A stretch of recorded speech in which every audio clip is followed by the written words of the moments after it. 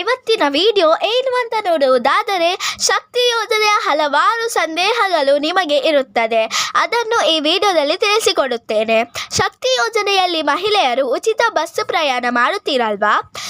ಈಗ ಮತ್ತೊಂದು ಸರ್ಕಾರದಿಂದ ರೂಲ್ಸ್ ಹೊಸ ಬಂದಿದೆ. ಏನು ಅದು ರೂಲ್ಸ್ ಅಂತ ನೀವು ಖಂಡಿತವಾಗಿಯೂ ತಿಳಿದುಕೊಳ್ಳಬೇಕು.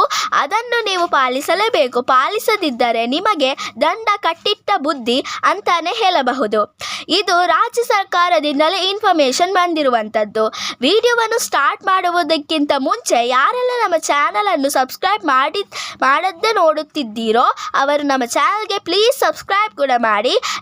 ಅದಕ್ಕಿಂತ ಮೊದಲು ಯಾರೆಲ್ಲ ನಮ್ಮ ಚಾನಲ್ಗೆ ಸಬ್ಸ್ಕ್ರೈಬ್ ಮಾಡಿದ್ದೀರೋ ಅವರಿಗೆಲ್ಲ ಥ್ಯಾಂಕ್ ಯು ಸೋ ಮಚ್. ಮೊದಲನೆಯದಾಗಿ, ಶಕ್ತಿ ಯೋಜನೆಯಲ್ಲಿ ಉಚಿತ ಬಸ್ ಪ್ರಯಾಣದಲ್ಲಿ ಏನು ಹೊಸ ರೂಲ್ಸ್ ಮಾಡಿದ್ದಾರೆ ಎಂದರೆ, ಇಲ್ಲಿ ಮಹಿಳೆಯರಿಗೆ ಪುರುಷರಾಗಲಿ ಇಬ್ಬರು ಕೂಡ KSRTCನಲ್ಲಿ ಹೋಗಿ ಅಥವಾ BMTCನಲ್ಲಿ ಯಾರಾದರೂ ಹೋಗಿ ನೀವು ಹೋಗುವಾಗ ಲಗೇಜನ್ನು ತಗೊಂಡುತ್ತೀರಲ್ವಾ, ಅದಕ್ಕೆ ಸರ್ಕಾರ ಏನು ಮಾಡುತ್ತಿದೆ ಎಂದರೆ, ಲಗೇಜ್ ತಗೊಂಡು ಬಂದ ಸಂದರ್ಭದಲ್ಲಿ ನೀವು ಮಹಿಳೆಯರು ಟಿಕೆಟ್ ತಗೊಳ್ಳುವುದಿಲ್ಲ.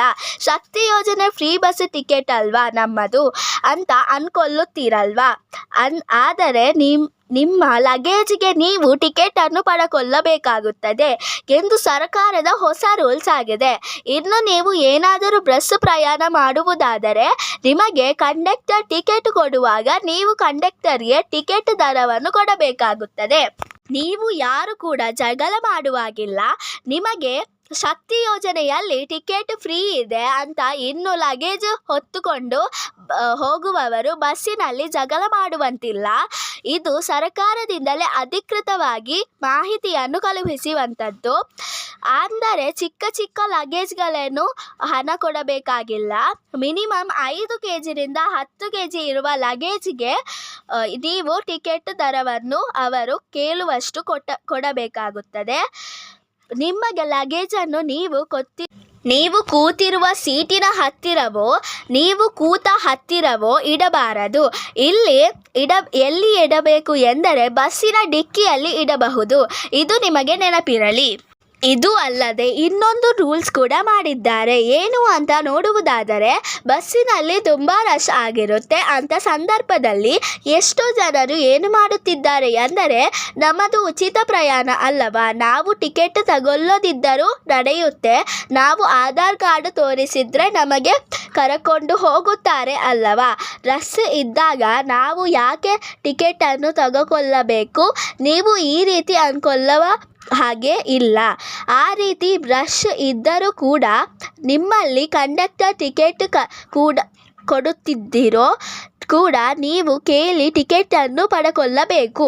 ನೀವು ಟಿಕೆಟ್ ತಗೊಳ್ಳದಿದ್ದರೆ ಅದು ಕಂಡಕ್ಟರ್ ಮೇಲೆ ದೂರು ಹೋಗಲ್ಲ, ಮಹಿಳೆಯರ ಮೇಲೆ ದೂರು ಹೋಗುತ್ತೆ. ಮಹಿಳೆಯರು ಅದಕ್ಕೆ ದಂಡವನ್ನು ಕಟ್ಟಬೇಕಾಗುತ್ತದೆ. ನೀವು ಉಚಿತ ಟಿಕೆಟ್ ಆಗಿರಬಹುದು ಅಥವಾ ದುಡ್ಡು ಕೊಟ್ಟು ಪ್ರಯಾಣ ಮಾಡುವುದಾಗಲೂ ಆಗಬಹುದು. ನೀವು ಟಿಕೆಟ್ ಪಡೆದುಕೊಳ್ಳಬೇಕು. ಇನ್ನು ಮುಂದೆ ಯಾರು ಕೂಡ ಸುಮ್ಮನೆ ಕೂತುಕೊಳ್ಳಬೇಡಿ. ನೀವೇ ಕೇಳಿ ಕಂಡಕ್ಟರ್ ಹತ್ರ ಟಿಕೆಟನ್ನು ಪಡೆದುಕೊಂಡು ಪ್ರಯಾಣವನ್ನು ಮಾಡಿ. ಇದು ಲೇಟೆಸ್ಟ್ ಆಗಿ ನಮ್ಮ ಸಾರಿಗೆ ಸಚಿವರಾದಂತಹ ರಾಮಲಿಂಗ ರೆಡ್ಡಿಯವರು ಸ್ಪಷ್ಟನೆ ಸಿಕ್ಕಿದೆ. ಸರ್ಕಾರದಿಂದ ನಮ್ಮ ಮುಖ್ಯಮಂತ್ರಿಗಳಾದ ಸಿದ್ದರಾಮಯ್ಯ ಸರ್ ಅವರೇ ಆದೇಶ ಹೊರಡಿಸಿದ್ದಾರೆ. ಇಲ್ಲಿಗೆ ಈ ವಿಡಿಯೋ ಮುಗಿಯುತ್ತದೆ. ಈ ವಿಡಿಯೋ ನಿಮಗೆ ಇಷ್ಟವಾದರೆ ಪ್ಲೀಸ್ ಲೈಕ್ ಮಾಡಿ ಮತ್ತು ನಿಮ್ಮ ಫ್ರೆಂಡ್ಸ್ ಆ್ಯಂಡ್ ಫ್ಯಾಮಿಲಿ ಜೊತೆ ಶೇರ್ ಮಾಡಿ ಮತ್ತು ನಮ್ಮ ಚಾನಲನ್ನು ಪ್ಲೀಸ್ ಸಬ್ಸ್ಕ್ರೈಬ್ ಕೂಡ ಮಾಡಿ. See you with the new video.